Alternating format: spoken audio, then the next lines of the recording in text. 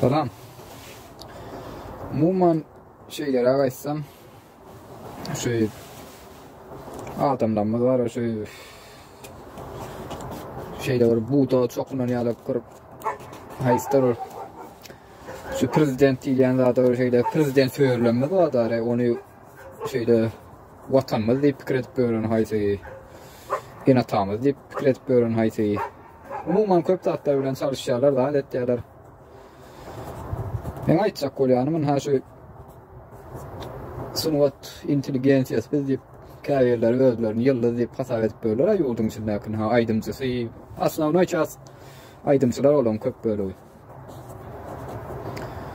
Bizim adamlarımız var şeyde buğut parazlığını hem çünkü şu yerde fikirlenen auditoriyamı yüzlerine inip çıkışı değiniydim de.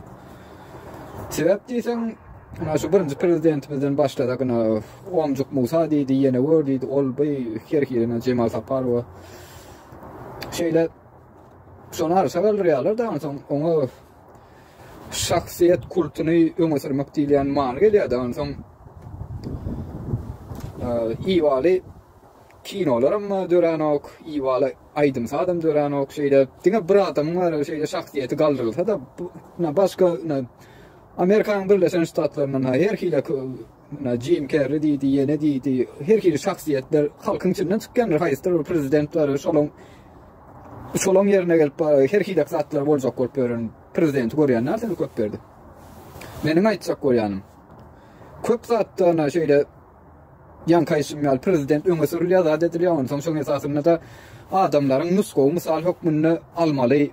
Misal oluyor da her dattan adam görüyor da dedin ya öz durmuşuna tecrübe yığınıyor.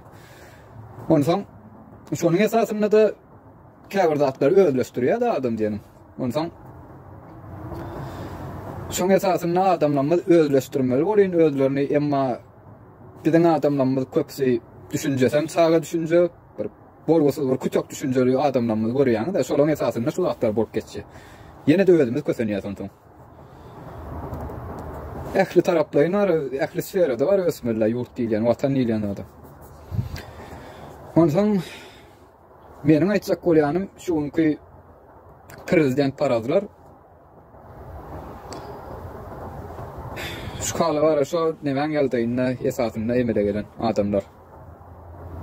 Şu bir şahsiyet öne sürülü, hem mekşiden beyleki yadıcı, şahir, aydımcı da şolar var yurdun içinde de solar var halka var nusko misal hükmünde hareket etmen haystar var. Bir adamı öne sürmek vardı, hareket ettilerdi. Umuman düşünen sonra deyip umid ettiğin şeyler akvar kiçenrak çıkış edip düşündüreyim neydim. Davay sağlıklı olsun.